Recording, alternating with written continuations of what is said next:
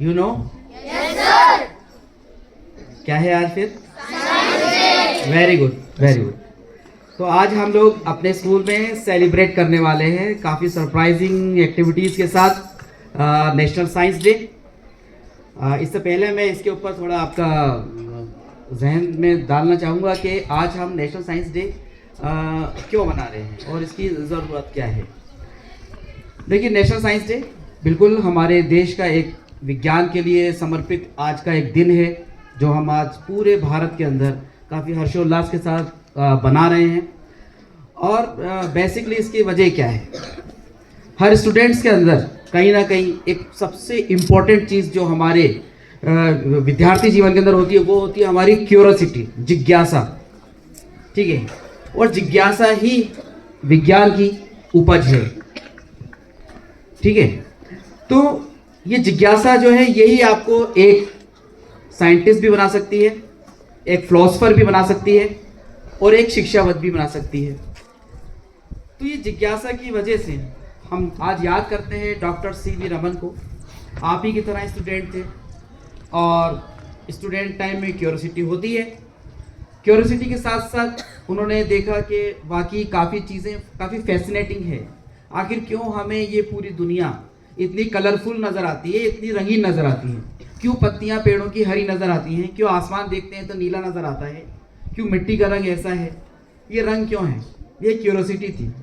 और इसी क्यूरोसिटी से वो लगातार अपने आप को देखते गए, सर्च करते गए, इन्वेस्टिगेशंस करते गए, अपने अध्यापकों से पूछते गए, काफ़ी बड़े भी हुए।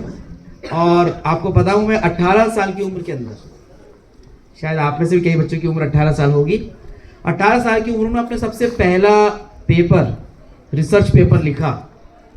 और उस रिसर्च पेपर के अंदर उन्होंने लिखा कि how the light scattered and light का डिफ्रेक्शन, जब एक प्रकाश एक माध्यम से दूसरे माध्यम में जाता है, मीडियम चेंज करता है, तो मीडियम चेंज करने पर उसके अंदर कुछ चेंजेस आ जाते हैं, उसकी डायरेक्शन में कुछ चेंजेस आ जाते हैं। इसके ऊपर एक रिसर्च पेपर लिखा उन्होंने। मगर डर था कि कहीं अध्यापक क्या पता गलत तो नहीं लिखा, इसलिए खुद के नाम से नहीं लिखा और वैसे ही प्रकाशित करके और अलग भेज दिया। ठीक है, इंग्लैंड जो है एक बहुत बड़ा जर्नल निकलता है, वहाँ उन्होंने भेजा। पता लगा कि ये रिसर्च पेपर तो बहुत अच्छा है और काफ़ी इनोवेटिव चीज़ें हैं इसके अंदर। सर्च करके पता लगा, तो तब जाके अध्यापकों को पता लगा कि हमारे ही स्टूडेंट्स ने ये जो है पत्र लिखा। तो ये थी क्यूरोसिटी। दूसरी बात आती है, रिसर्च करते गए, फिजिक्स के अंदर उन्होंने काफ़ी नाम किया, काफ़ी रिसर्च किया, इंग्लैंड भी गए अपना अध्यापन करने के लिए। और फिर उन्होंने अपना एक बहुत ही ऐतिहासिक नियम दिया, जिसे हम आज रमन इफेक्ट के नाम से जानते हैं। रमन इफेक्ट हमें बताता है कि वास्तव के अंदर प्रकाश, लाइट, जब एक मीडियम से दूसरे मीडियम में ट्रांसफ़र होती है, तब उसके साथ क्या होता है? लाइट का वेवलेंथ चेंज होता है और वेवलेंथ के साथ लाइट अपनी एनर्जी को मटेरियल में रिलीज़ करती है। ये एक बहुत ही ज़्यादा रिवोल्यूशनरी उनका एक जो था इन्वेस्टिगेशन थी। और इसके बाद काफ़ी चीज़ें जो हैं, काफ़ी सिनेरियो जो था साइंस का, वो चेंज हुआ।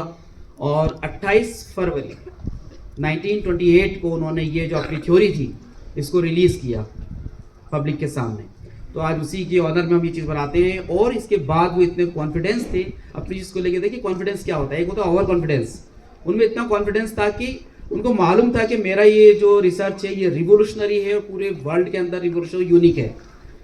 उन्होंने, जब उनको नोबेल प्राइज़ मिलने वाला था 1930 में, उन्होंने नोबेल प्राइज़ की घोषणा होने से पहले ही, 2 महीने पहले ही तकरीबन, जो स्टीम शिप चलते थे उस टाइम पे, उसका टिकट बुक करा लिया था। इतना कॉन्फिडेंट हो कि उन्होंने टिकट बुक करा लिया था कि मुझे मिलना है ये।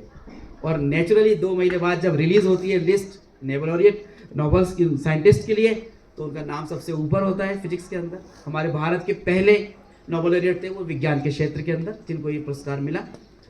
साथ ही काफ़ी उनकी अलग रोचक उनकी चीज़ों को कलेक्शन करने की भी चीज़ थी। आज जो आप करते हो ना, जो छोटे छोटे से पत्थर कलेक्ट करते हो, उनके अंदर कलरफुल स्टोन्स को कलेक्ट करने की, पेंटिंग्स करने की, दूसरी भी जो थी उनके अंदर काफ़ी खूबियाँ थी। वो चीज़ को कलेक्ट भी करना जानते थे, काफ़ी चीज़ों को वो कलेक्ट भी करते थे। तो ये उनकी कुछ संक्षिप्त चीज़ें थी जो मैंने आपके सामने बयान की।